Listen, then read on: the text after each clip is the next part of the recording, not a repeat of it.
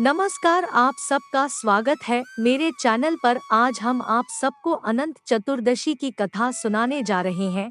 यह कथा आप सबको पसंद आए तो कमेंट में अनंत भगवान की जय अवश्य लिखना। साथ ही अगर आपने मेरे चैनल को सब्सक्राइब नहीं किया है तो चैनल को सब्सक्राइब कर ले। तो चलिए सुनते हैं अनंत चतुर्दशी की कथा। अनंत चतुर्दशी भाद्रपद मास के शुक्ल पक्ष को पड़ती है।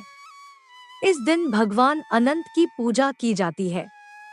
भगवान विष्णु का ही एक नाम अनंत है।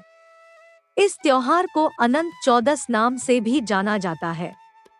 बहुत समय पहले की बात है। सतयुग में सुमंत नाम के एक मुनि थे।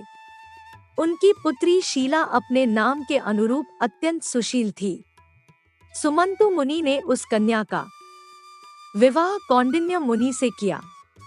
कौंडिन्य मुनि अपनी पत्नी शीला को लेकर जब ससुराल से घर वापस लौट रहे थे, तब रास्ते में नदी के किनारे कुछ स्त्रियां अनंत भगवान की पूजा करते दिखाई पड़ी।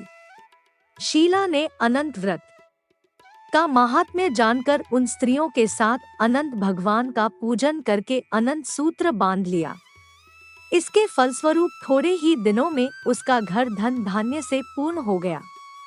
एक दिन कौंडिन्य मुनि की दृष्टि अपनी पत्नी के बाएं हाथ में बंधे अनंत सूत्र पर पड़ी, जिसे देखकर वह भ्रमित हो गए और उन्होंने पूछा, क्या तुमने मुझे वश में करने के लिए यह सूत्र बांधा है?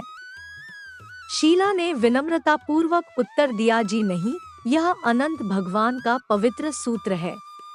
परंतु ऐश्वर्य के मद में अंधे हो चुके कौंडिन्य ने अपनी पत्नी की सही बात को भी गलत समझा और अनंत सूत्र को जादू मंत्र वाला वशीकरण करने का डोरा समझकर तोड़ दिया तथा उसे आग में डालकर जला दिया। इस जघन्य कर्म का परिणाम भी शीघ्र ही सामने आ गया। उनकी सारी संपत्ति नष्ट हो गई। दीनहीन स्थिति में जीवन यापन करने में विवश हो जाने पर कौंडिन्य ऋषि ने अपने अपराध का प्रायश्चित करने का निर्णय लिया। वे अनंत भगवान से क्षमा मांगने के लिए वन में चले गए। उन्हें रास्ते में जो मिलता वे उससे अनंत देव का पता पूछते जाते थे। बहुत खोजने पर भी कौंडिन्य मुनि को जब अनंत भगवान का साक्षात्कार नहीं हुआ, तब वे निराश होकर प्राण त्यागने को हुए। तभी एक वृद्ध ब्राह्मण ने आकर उन्हें आत्महत्या करने से रोक दिया और एक गुफा में ले जाकर चतुर्भुज अनंत देव का दर्शन कराया। भगवान ने मुनि से कहा, तुमने जो अनंत सूत्र का तिरस्कार किया है, यह सब उसी का फल है। इसके प्रायश्चित के लिए तुम 14 वर्ष तक निरंतर अनंत व्रत का पालन करो। इस व्रत का अनुष्ठान पूरा हो जाने पर तुम्हारी नष्ट हुई संपत्ति तुम्हें पुनः प्राप्त हो जाएगी और तुम पूर्ववत सुखी समृद्ध हो जाओगे। कौंडिन्य मुनि ने इस आज्ञा को सहर्ष स्वीकार कर लिया।